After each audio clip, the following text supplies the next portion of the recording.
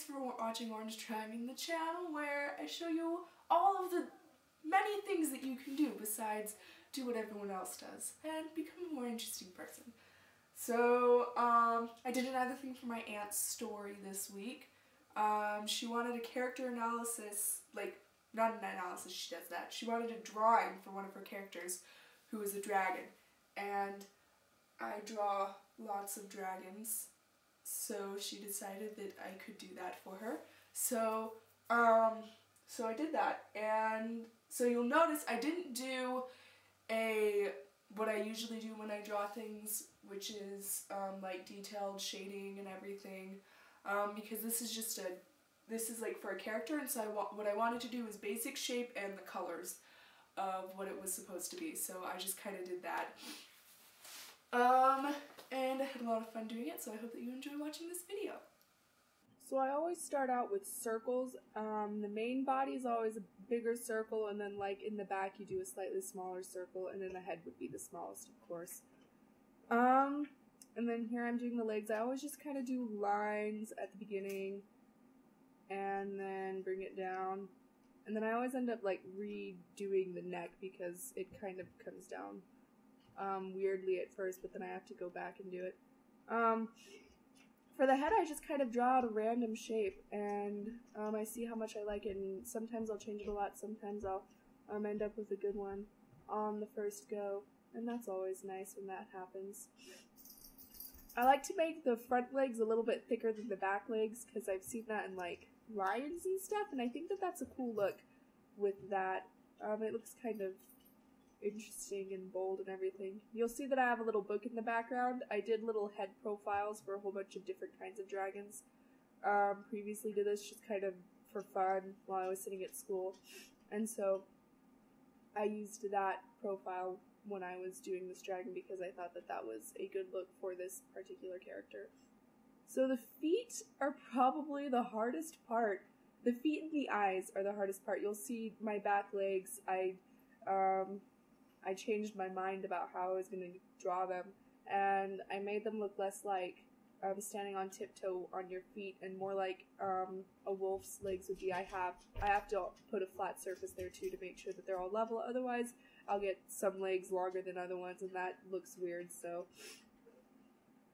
for the spikes, it's just kind of freehanding, you know. These ones aren't really bony ones, they're more kind of more like little fluffy things, and so really I just made them go every which way, and it looks interesting that way. And so then I outlined this whole thing in pen because it's not a realistic drawing. It's just it's a character drawing, and so I wanted to make the shape very obvious that you could see that very well. And so I outlined it, and also I'm going to color this in later, and the colors can sometimes blur the lines, and so if I have the pencil in there, then it's going to just make it even harder to see what is going on everywhere, so I decided to outline it with just a really dark black pen and everything. Later on I'll probably do a video with a more realistic dragon where I'm just doing pencil and shading and everything, and see how you guys like that. So you'll see that I left the back on. I let it kind of see through in the wings because I kind of like the shape that it does, but I didn't like make everything see through. Like it was kind of more of an opaque kind of wing, so you could see the shadow because it was right up against the back, but not right in there, and you'll see that later. So for this dragon, you'll see me putting in some white colored pencil there. That's to kind of add in a little bit more richness to the colors. It brings out the colors a little bit more when you put white colored pencil underneath there first for some reason. And the contrast on this one was a lot of fun. I did blue wings, and then the rest of the body of the dragon was like very dark, more fiery colors, and so it was a really fun contrast, and I really liked doing that. And I think it's a cool character for that. You'll see like I'm coloring on a piece of paper on the side so that I can test the colors to make sure that they look nice together. You should probably do that when you're drawing a dragon or anything like coloring in anything. You'll want to make sure that the colors all look nice before you actually put it on your piece of paper, because then you don't mess up and everything. So just make sure that you test all your colors beforehand. Here I forgot to turn on my extra light, and so it's a little bit darker, but I remembered to turn it on later. So all of the coloring is really yellow because I have a colored light in the background, but I don't have my white light on. And so the colored lights make it look really yellow and orange and everything. So sorry about that, but the other light will come on in just a little bit when I change. You'll see my shading around the muscles and everything. Try and like define those a little bit, but not too much because, again, this is just a character drawing and not like something that you would have like turn into an art competition. I guess that you could if you really wanted to, but it's not super specific and detailed and everything. It's just basic shape, basic colors, to make sure that you can see everything that's going on with the character. So when you're choosing the colors for this kind of stuff, just kind of have fun with it. I did it mostly black, but then I also, it was brown on the black, so it was kind of, I don't know, just like a really dark brown, and I thought that that looked really cool, especially with the red and then the blue wings. Some people might think that that's like super clashy, but I thought that it turned out really awesome with the blue wings and the brown and red and everything.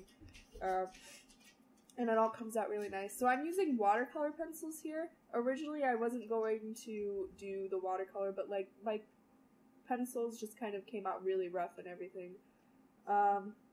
Because they were running out of sharpness and I didn't have a pencil sharpener and I didn't feel like going and finding one.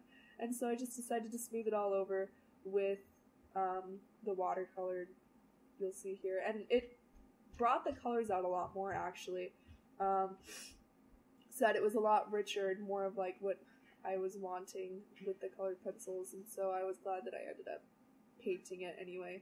But when you're painting it, be careful like that you're not mixing up the colors too much, and just making sure that it's all still defined. Like with my shading, I did do a little bit of shading here on the neck and everything. Try not to drag out the dark parts out into the light parts and then make it look all spotty and stuff, and so make sure that you keep all that stuff together. So I'm washing off my brush a whole lot as I'm going through here, but you do see that I mixed up, like with the wing where it connects to the body, I mixed that in a little bit, mixed up the colors with the brushes, but don't do too much stuff with mixing because you want to keep all of your shading and everything in there.